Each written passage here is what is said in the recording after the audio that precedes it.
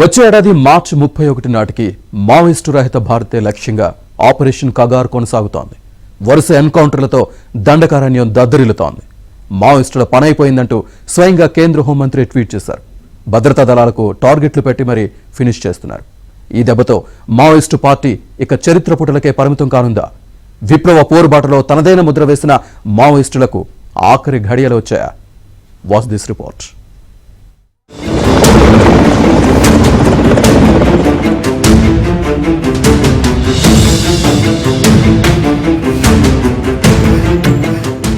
వరుస ఎన్కౌంటర్లు దద్దరిల్లుతున్న దండకారణ్యం. ఇప్పుడు ఛత్తీస్గఢ్లోని గరియాబాంద్ ఎన్కౌంటర్లో 21 మంది మావోయిస్టులు చనిపోయారు. 16వ తేదీన బీజాపూర్ జిల్లాలో భారీ ఎన్కౌంటర్ జరిగింది.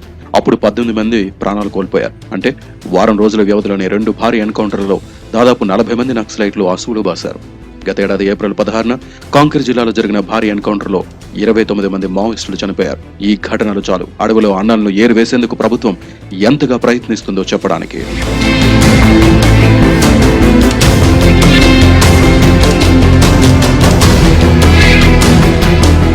నక్సలిజం 5 దశాబ్దాలుగా విప్లవ పోరుబాటలో తనదైన ముద్ర వేసిన సామాజిక విప్లవం.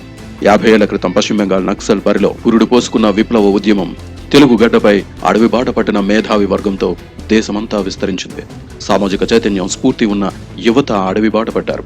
2004 సెప్టెంబర్ 21న నక్సల్ ఉద్యమంలో ఉన్న విప్లవ సంఘాలన్నీ కలిసి మావోయిస్టు పార్టీగా ఆవిర్భావం చెందింది.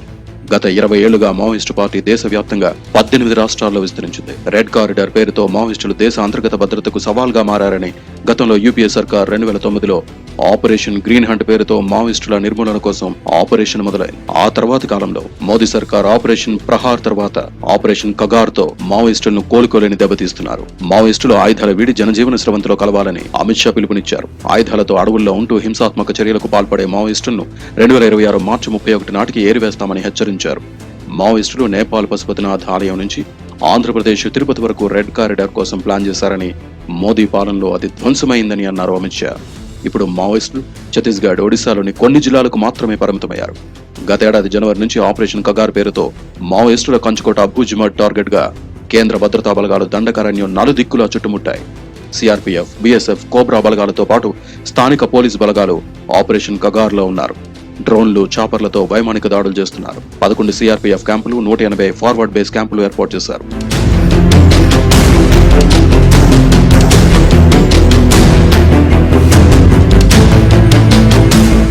Dandakaranya special zonal committee target గా సెర్చ్ ఆపరేషన్ కొనసాగుతోంది.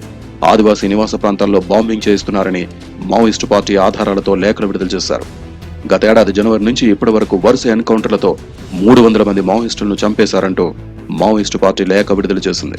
గత 15 ఏళ్లుగా నాడు UPA Operation Green Hunt, Modi పాలనలో ఆపరేషన్ ప్రహార్, ఆపరేషన్ కగార్ తో కేంద్ర బలగాలు ఎంత ప్రయత్నం చేసినా మావోయిస్టులకు కంచుకోటగా ఉన్న అబూజ్మడ్ ను టచ్ చేయలేకపోయాయి. ఇప్పుడు అబూజ్మడ్ నే కదిలించేస్తున్నారు. మావోయిస్టు పార్టీ కేంద్ర కమిటీ పొలిట్ బ్యూరోలో ఉన్న వారంతా 60 ఏళ్లు పైబడిన వాళ్లే. దాంతో ముసలితనం మావోయిస్టు పార్టీకి సవాల్గా మారింది. కొత్త రిక్రూట్మెంట్లు లేవు. ప్రభుత్వాలు అభివృద్ధి, సంక్షేమ కార్యక్రమాలతో నేటి యువత మావోయిస్టు పార్టీ వైపు పెద్దగా ఆసక్తిగా లేరు. 50 ఏళ్ల క్రితం నాటి సామాజిక పరిస్థితులు లేవు. ప్రస్తుతం డిజిటల్ యుగంలో మావోయిస్టు పార్టీ నిలదొక్కుకోవడం కష్టమనే భావనలో ఉన్నాయి ప్రజా సంఘాలు. అటవీ ప్రాంతాల్లో భారీగా రోడ్లు వేయడంతో మావోయిస్టుల కదలికలపై నిఘా పెరిగింది. భద్రతా దళాలు అత్యాధునిక ఆయుధాలతో విరుచుకుపడుతుంటే నక్సలైట్లకు ఆయుధాలు అందడం లేదు. అడవుల్లో తిండికి కూడా నకనకలాడిపోతున్నారు. ఆధునిక సమాజంలో సమస్యల రూపం సమూలంగా మారిపోయింది. అడవుల్లో ఉన్న ఉద్యమ నాయకులు మాత్రం గత భూస్వామ్య, పెట్టుబడిదారీ భావజాలంలోనే కొనసాగుతున్నారు. గ్లోబలైజేషన్ అడవులను కూడా తాకింది. గిరిజనులు సైతం మైదాన ప్రాంత వాసులతో కలిసిపోయి మంచి ఉద్యోగాలు చేసుకుంటున్నారు.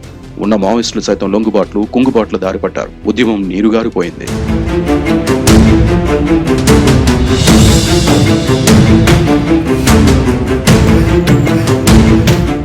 మనుషులకే కాదు, టెక్నాలజీకి దూరం అయిపోయారు. అడవులు తగ్గుతున్న కొద్దీ మావోయిస్టులకు స్థావరాలు కుచించుకుపోయాయి. మావోయిస్టు భావజాలం పట్ల విద్యార్థులెవరూ ఆకర్షితులు కావడం లేదు. వామపక్ష భావాలను మోస్తున్న సిటీ సిటిజన్స్ కారణంగా అర్బన్ నక్సల్స్ అనే పదం పుట్టింది. కానీ తుపాకీ పట్టుకున్న అసలు మావోయిస్టులు మాత్రం అంతమైపోతున్నారు. తెలుగు రాష్ట్రాలకు చెందిన వారే నక్సలిజం విస్తరణలో తెలుగు నేతలే కీలకంగా మారారు. అయితే వయోభారంతో ఎన్కౌంటర్లలో ముఖ్య నేతలు చనిపోగా ఉన్నవారు వయోభారం, అనారోగ్యంతో మూలన పడ్డారు.